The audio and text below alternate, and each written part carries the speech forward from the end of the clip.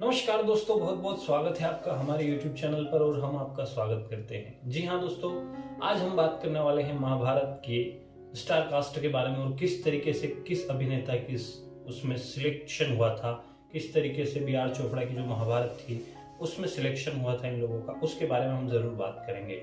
सबसे पहले आज इस एपिसोड में हम बात करने वाले हैं दुर्योधन के किरदार की, यानी पुनीत इस्सर साहब की। पुनीत इस्सर का कैसे बी आर चोपड़ा की जो महाभारत थी उसमें सिलेक्शन हुआ, इस विषय में हम इस वीडियो में बात करेंगे। दरअसल पुनीत इस्सर जब उनको ये पता चला कि उन महाभारत बन रही है और बी आर चोपड़ा महाभारत बना रहे हैं, तब उन्होंने संपर्क किया और वहां पर वे पहुंचे। तब जब वो वहां पर पहुंचे उनको देखकर और उनकी कद काठी देखकर सीधे तौर पर जो निर्माता निर्देशक जो वहां पर मौजूद टीम थी उनका मानना था कि ये भीम के किरदार में परफेक्ट रहेंगे। तो उनको कहा कि हम आपको भीम का किरदार देना चाहते हैं। लेकिन पुनीत इस्सर जो है वो महाभारत के बारे में बहुत कुछ जानते थे, तो उनको ये चीज बहुत अच्छे से नॉलेज में थी कि जो दुर्योधन है ये एक ऐसा कैरेक्टर है जो लंबे समय तक इसमें महत्वपूर्ण भूमिका में है और भीम से ज्यादा बड़ा किरदार दुर्योधन का है यदि महाभारत को देखा जाए। तो उन्होंने कहा कि सर मैं दुर्योधन के लिए आया हूँ। तब वहां पर जो उसके डायलॉग राइटर मासूम रजा साहब उन्होंने कहा कि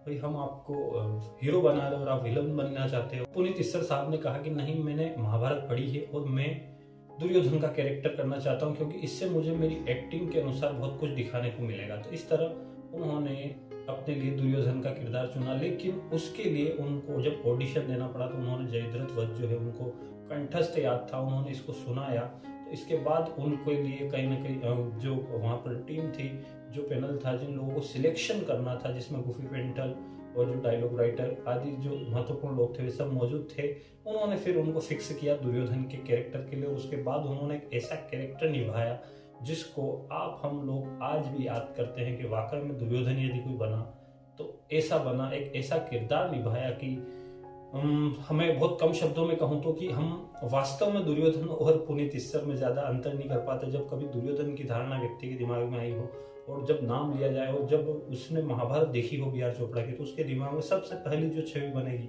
वह पुनीत इस्सर साहब की बनेगी, क्योंकि इतने बेहतर तरीके से उन्होंने ये रोल निभाया था कि आज भी लोग उनको दुर्योधन के नाम से ही जानते हैं। और दुर्योधन जो एक बैड कैरेक्टर था लेकिन इतने बखूबी तरीके से उन्होंने निभाया कि उनकी जो छवि है वो भी कुछ दुर्योधन टाइप हो गई थी।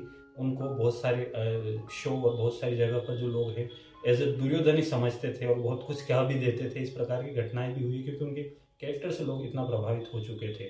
इस तरह महाभारत को मिला अपना दुर्योधन और ये वाकया पूरा स्वयं पुनीत इस्सर ने एक टीवी शो के दौरान बताया था कि उनकी जो है महाभारत के लिए कास्टिंग किस तरीके से। इससे पहले वे जिन फिल्मों में काम कर रहे थे उनमें भी वे नेगेटिव भूमिका में ही थे और नेगेटिव भूमिका निभाते निभाते उनको जैसे रोल चाहिए थे वैसे रोल नहीं मिल पा रहे थे। उसके बाद उन्होंने जब पता चला कि महाभारत बन रही है तब उन्होंने ट्राई किया और जब उनको सफलता मिली इस रोल के लिए तब उन्होंने इतनी जबरदस्त तरीके से अभिनय के साथ निभाया कि आज हम सब जब कभी दुर्योधन का जिक्र हो तो पुनीत इस्सर को कौन भूल सकता है। इस तरीके से उन्होंने रोल निभाया कि वो एक शाश्वत और सत्य होकर महाभारत जो बनी थी उसमें पुनीत इस्सर ने दुर्योधन का रोल इतनी बखूबी तरीके से निभाया कि उसके लिए शब्द नहीं है कि हम किन वर्ड में कहें कि यार इससे बेहतर कोई आर्टिस्ट हो सकता था कि दुर्योधन।